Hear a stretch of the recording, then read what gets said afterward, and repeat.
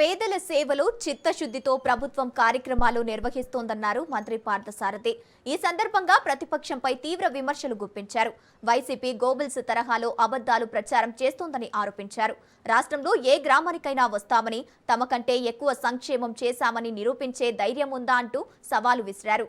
ప్రభుత్వ సంక్షేమ కార్యక్రమాలను ప్రజల్లోకి తీసుకెళ్లడమే లక్ష్యమని మంత్రి స్పష్టం చేశారు.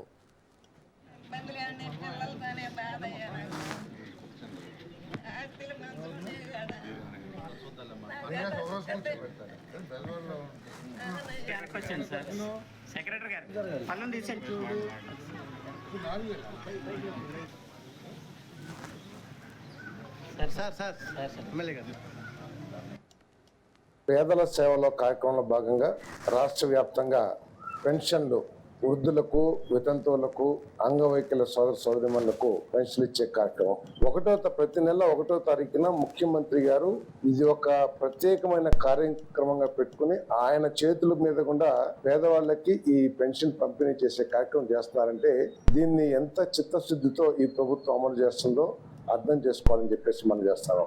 ఒకవేళ 1వ తారీఖు హాలిడే అయితే దాన్ని పోస్ట్ పోన్ చేసి 2వ తారీఖు ఇద్దామా, 3వ తారీఖు ఇద్దామా అని ఆలోచించుకోకుండా ముందే 31 ఇద్దామా, 30వ తారీఖు ఇద్దామా అని ఆలోచిస్తుందంటే ప్రభుత్వం యొక్క చిత్తశుద్ధి దీంట్లో అర్థం చేసుకోవాలని చెప్పేసి మనం చేస్తాం. పేదల సేవలో కార్యక్రమంలో భాగంగా